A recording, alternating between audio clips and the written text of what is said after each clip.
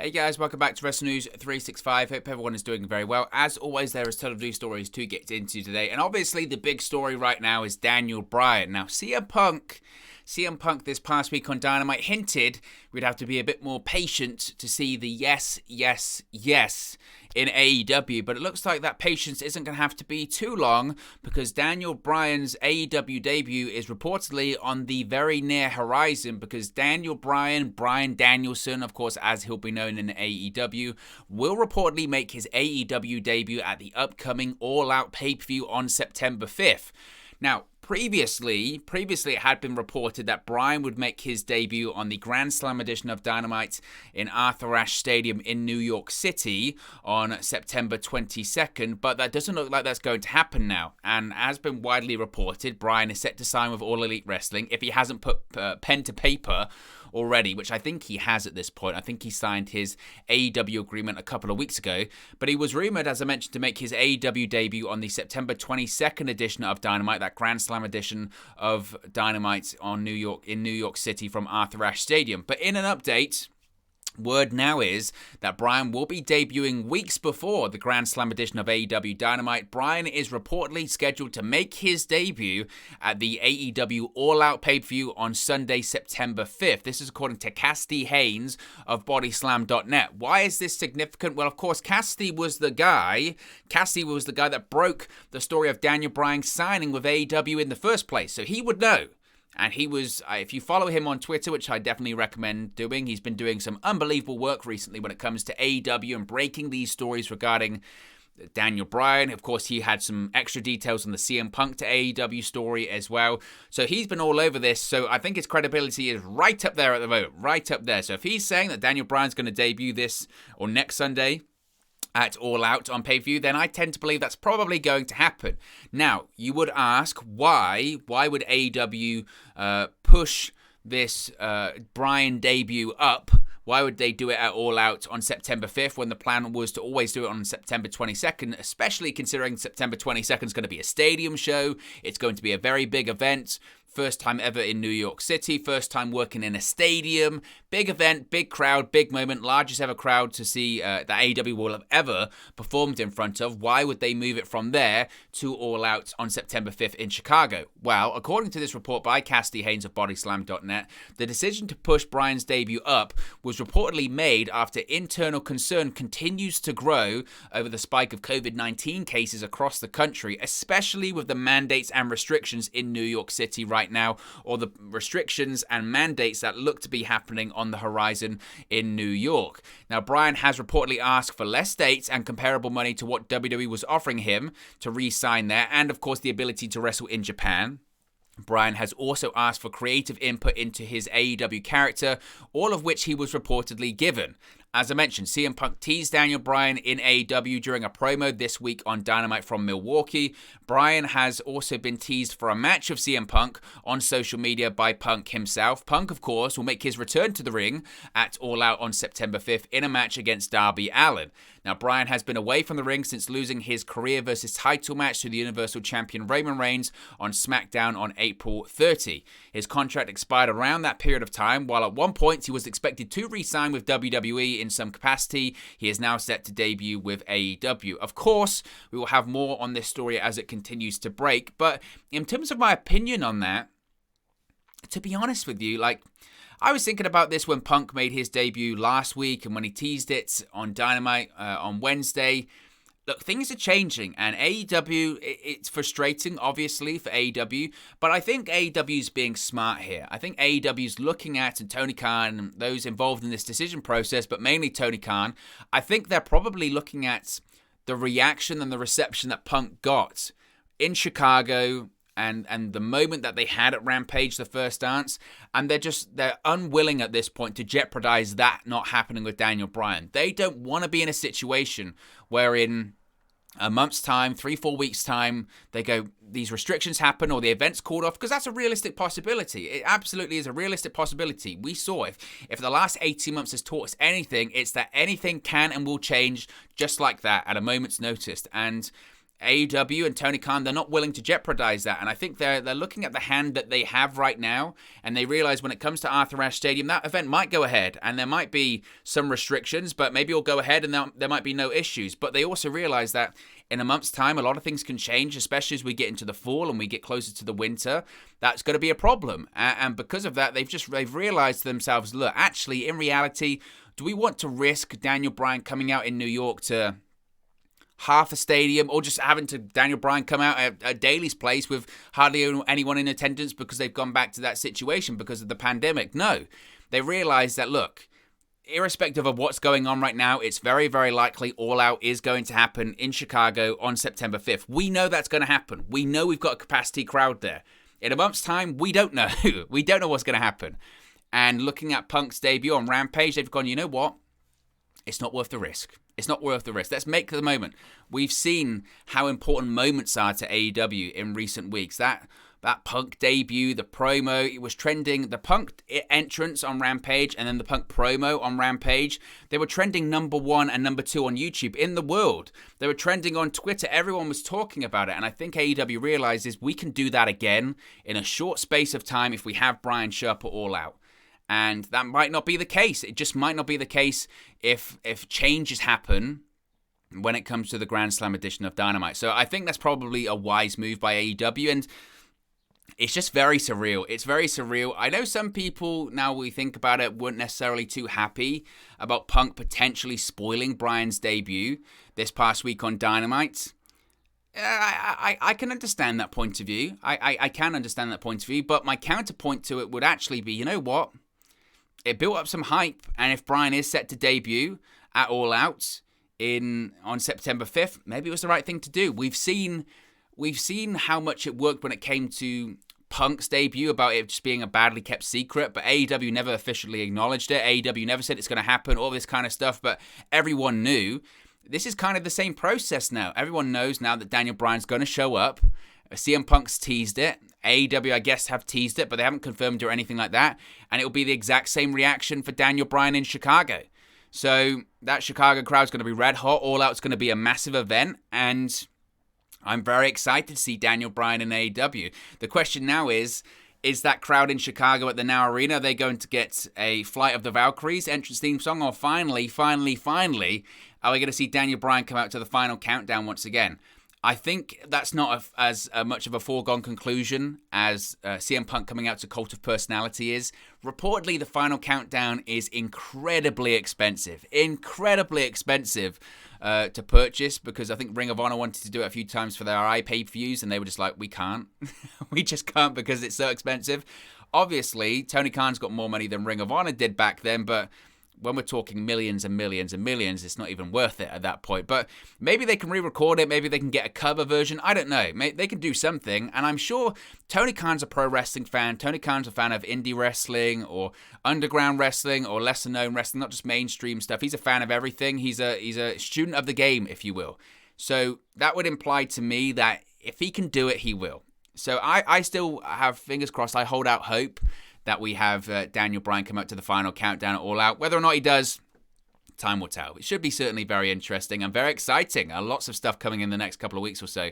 Let's switch gears here and talk about AEW Dark, because AEW Dark looks to follow in the footsteps of WCW and Impact Wrestling, as Universal Studios in Orlando, Florida is reportedly set to become the new home of AEW Dark television tapings. Now, Tony Khan noted earlier this summer when he was talking about the changes when it comes to AEW programming with Rampage and mentioning that sometimes Dynamite will always be live on Wednesdays, but Rampage sometimes will be live on a Friday. Sometimes they'll tape it after Dynamite. People ask, what does that do to Dark and Dark Elevation when it comes to their television tapings? When he was promoting the premiere of Rampage, Khan told PW Insider back in June that the weekly Dark Elevation show will be shorter than it has been and taped before the weekly Dynamite show instead of Dark taping before Dynamite. There was also planned to tape Elevation before Dynamite and Rampage after Dynamite, but also go live with Rampage in some weeks for shows like pay-per-view go-home episodes, etc.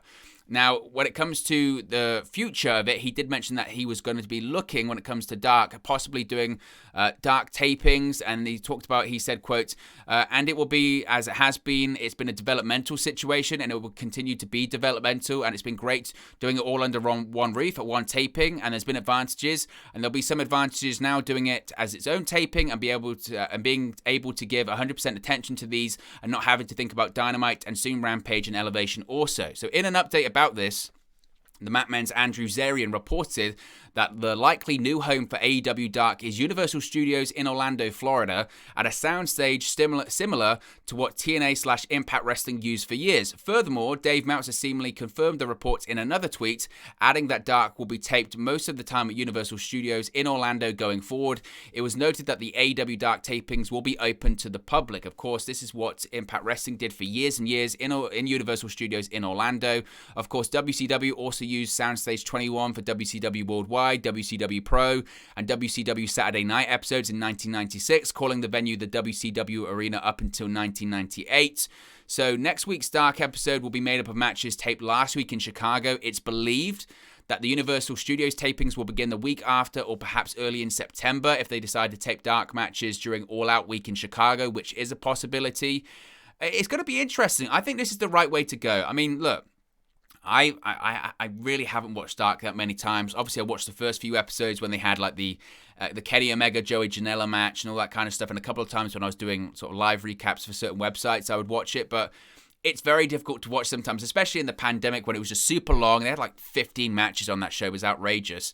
I think a lot of people have been saying for a while, if it's developmental, just turn it into something completely different. I mean, Dark's a good word and the branding's fine, but turn it into a studio show. Turn it into something like the way the NWA Power is presented. And I guess that's kind of what they're doing with Universal Studios. I think that's the right thing to do because, you know, with Dark, you do have a different presentation, but it's all in the same arena. It does all feel the same. And having it in Universal Studios and having it feel a bit more smaller and contained, and maybe the minor leagues and Dynamite and Rampage are the major leagues, I think that's a really interesting prospect. And we kind of see that anyway with NXT and WWE over the years. And I think it's a smart move, and it's a smart move for, AEW's next evolution. So I'm excited to see what it looks like. And yeah, I think it's an interesting call by AEW. I think it's very interesting. Let's move on and talk about Rampage last night. Of course, Rampage was on TNT for the third episode, and the Lucha Brothers have secured their spot to challenge the Young Bucks for the AEW World Tag Team Championships in a steel cage match at All Out next Sunday. On last night on Rampage, the Lucha Bros defeated Jurassic Express in the final match of the AEW World Tag Team Championship Eliminator tournament, but they couldn't be caught when they hit several super kicks on Luchasaurus, followed by a double team pile driver for the pinfall victory. Now, the Lucha Brothers and the Young Bucks, of course, have a long rivalry stemming back to 2019. Several of their classic matches include at Rey de Reyes in 2019, Double or Nothing in 2019. They also didn't they have a ladder match? That was at All Out in 2019 as well, I think, for the AAA World Tag Team Championship. So that's certainly going to be an interesting match, I think. It's obviously going to be a great match. I think that one was expected. I still think the way that the World Tag Team Championships are going is that we will see the Young Bucks retain at All Out. I don't think the Lucha Brothers will win. I think the Young Bucks retain, and I think that then leads to, at some point, the Young Bucks versus Santana and Ortiz at the Grand Slam edition of Dynamite in New York, and I think that's when the tag team titles will change. I think Santana and Ortiz, Proud and Powerful, win those titles in New York. Again, depending on that show going forward, which as of right now it is. So I think that's going to be the situation. But no doubt that it's going to be an excellent match. And obviously the matches that are announced so far for All Out, it's a pretty damn good card, right? Christian Cage versus Kenny Omega, AEW World Championship. Britt Baker versus Chris Statlander for the AEW Women's World Championship. TNT Championship, Miro versus Eddie Kingston, which I'm very excited for. Of course, you've got the Young Bucks versus Lucha Brothers for the Tag Team Championships in a steel cage match. CM Punk versus Darby Allin. Andrade El Idolo versus Pac. Paul White versus QT Marshall. Who cares? John Moxley versus Satoshi Kojima, which obviously is a downgrade from Tanahashi, but I think that match will happen eventually. MJF versus Jericho. If Jericho loses, he can never wrestle in AEW again. We've got the Women's Battle Royale. So there is a solid card forming. I think, to be honest, it's a great card, but I think it's a one-match show in the sense that CM Punk, Darby Allin is what anyone's going to be talking about heading into that event and going out of it. But interesting card, and that match between the Lucha Brothers and the Young Bucks, steel cage, it's going to be unbelievable, obviously. Now, an interesting story this week has been about former WWE superstar Gangrel, because AEW reportedly had plans for Gangrel to do an appearance on the Milwaukee episode of Dynamite this past week, but it was cancelled due to Edge embracing his Brood background with a bloodbath or a brood bath of Seth Rollins on SmackDown last week and then the Brood entrance at SummerSlam. Nevertheless, AEW reportedly paid Gangrel for his cancelled Dynamite booking. Now, Gangrel revealed on his Fanging and Banging podcast that he was scheduled to make a special appearance on this week's Dynamite episode in Milwaukee, complete with a Brood special entrance and all. However, the appearance was cancelled when AEW decided to go in a different direction after WWE had used the Brood's entrance and Brood bath on Seth Rollins during last Friday's SmackDown Go Home edition for SummerSlam. He then, of course, used the Brood's entrance at SummerSlam with a victory over Seth Rollins. In an update, the Wrestling Observer newsletter has confirmed Gangrel's story that AEW had confirmed this and revealed that he was still paid as if he was used on the show. It was also noted that Gangrel's Dynamite booking was cancelled after the Brood Bath segment on SmackDown on Friday. I think you could probably look into this many different ways. So obviously, I think the intention was that they were essentially going to do the same thing that WWE did. They were going to have Christian embrace maybe his darker side and come out through the fire and all that kind of stuff. Or maybe it was going to be Kenny Omega and the Elite tried to buy Gangrel off and he was going to face off against Christian. I don't know what they were going to do. It would have been a lot of fun.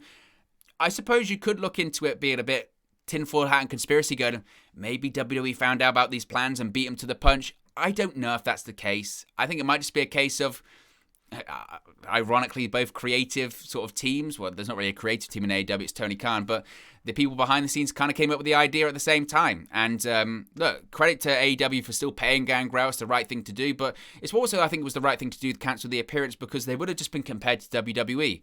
Oh, AEW trying to copy WWE, and in reality, that wasn't the case. So I think it was the smart move, to be honest with you. Tony Khan has spoken about this story about WWE recently. Now, AEW President, CEO, General Manager, and Head of Creative Tony Khan took to Twitter yesterday afternoon and responded to a new report on how WWE is not interested in scouting independent wrestlers right now. It was previously reported that WWE is not interested in signing independent wrestlers right now. The report stated how multiple WWE sources have said that word from the top of the company is that they're not interested in indie talent as far as, quote, scouting and such goes right now, and that AEW can have all the indie talent to itself. Now, Khan responded to a tweet that cited the report and simply replied with a photo of Ben Affleck's Jim Young character from The Boiler Room, a drama film released in 2000. The image shows Affleck's character and says, quote, "We don't hire brokers here, we train new ones." Now, again, I think it's an interesting point. And to be honest, look, WWE, they had this feeling and perception about signing independent wrestlers for years and years and years. That whole process only changed in... I mean, people like to say that Punk and Daniel Bryan was a turning point. It kind of was, but even then, it took a while. It took a really long time. I'm talking like 2011, 2012 was really when that started to change. And look, you could argue whether it has or hasn't had success for WWE. Certainly helped the NXT brand, but WWE have gone back to their old traditional methods of we're going to sign football players, NBA players, strongmen. We're going to sign models and actors and all that kind of stuff. And we're going to teach them to wrestle. We want the look first. We can teach you the stuff after the fact. And AEW's on the different side of things. It's saying, look, we want wrestlers, and we want wrestlers being what they're good at. Both, look, time will tell about what is going to be successful, what isn't. I think all of this recently just feels like they're playing into AEW's hand, doesn't it? Whether it's releasing talents or whether it's just saying you can have all the independent wrestlers you want. It kind of feels like they're playing into AEW's hands, and time will tell whether that is the case or not. Now, reportedly, for Dynamite this week, Dynamite had to make some changes due to COVID-19. It was noted by the Wrestling Observer newsletter that one match that was not advertised but planned and was to be advertised late had to be changed or pulled altogether after 2 participants tested positive for COVID-19 this week. There is no word yet on who those wrestlers were. We're not going to speculate because it's not right, but both were fully vaccinated. Neither had any coronavirus symptoms, but AEW found out about the diagnosis before the match was said to be announced. On a related note, there was said to be an issue with concessions at the arena in Milwaukee for Wednesday's Dynamite taping, as the venue was understaffed for the demand and the credit card machines kept going down. Fans reportedly waited in line for long periods of time without being told they would not be able to purchase anything, which isn't great, but to be honest, that's not AEW's fault. That's the issue with the arena, and that's the issue with CM Punk's merchandise just flying off the shelves or crashing every website that it's put on at the moment. That's the draw that CM Punk is. Speaking of Punk, when it comes to PWTs, AEW star CM Punk sent a thank you gift to the Pro Wrestling Tees crew earlier yesterday. Pro Wrestling Tees noted on Instagram that Punk sent everyone pizza from Chicago's Peace Pizzeria and Brewery in the afternoon. They said, quote, "Thank you, CM Punk, for buying the whole staff pizza from at Peace Chicago." Punk's debut on Rampage broke the PWT's website, forcing them to upgrade their servers and their system, as explained on several Instagram posts. Pro Wrestling Tees announced the day after Rampage that Punk set a new record for the most t-shirts sold in 24 hours. It was then announced that Punk's new logo t-shirt is the #1 selling t-shirt design of all time, a record set in less than 72 hours. So Punk, he's buying ice cream bars and now pizzas for everyone. What a nice guy. But look, guys, as always, this is just one man's opinion. What are your thoughts on all of these AEW news stories we've spoken about today? Let me know your thoughts in the comment section below. I'll do my best to respond and reply to all of your comments. Really enjoy interacting with you guys, talking about AEW, WWE, Impact Wrestling, New Japan Pro Wrestling, all things pro wrestling here on the channel. So be sure to get involved in the community, drop a comment below. All opinions are welcome. If you have enjoyed this video, please do smash a like on the like button too. Really does help us out here on YouTube, get the rankings, and get into people's recommendation feeds if they haven't seen our videos previously. But most importantly, if you haven't already, please do subscribe to Wrestle News 365. You can do that by clicking the bottom right-hand corner of the screen right now. Or if you wait a few seconds, there'll be a subscribe button at the end of this video, along with another video for you to watch. Thank you very much for watching, listening, streaming, or have you come across this video today. And I'll speak to you again very, very soon. Hey guys, thank you for watching, listening, streaming, or however you come across this video today. Be sure to click on the video on the right there to watch our next video, or click the bottom there to subscribe, or the bottom right hand corner. Thank you very much, and I'll speak to you again very soon.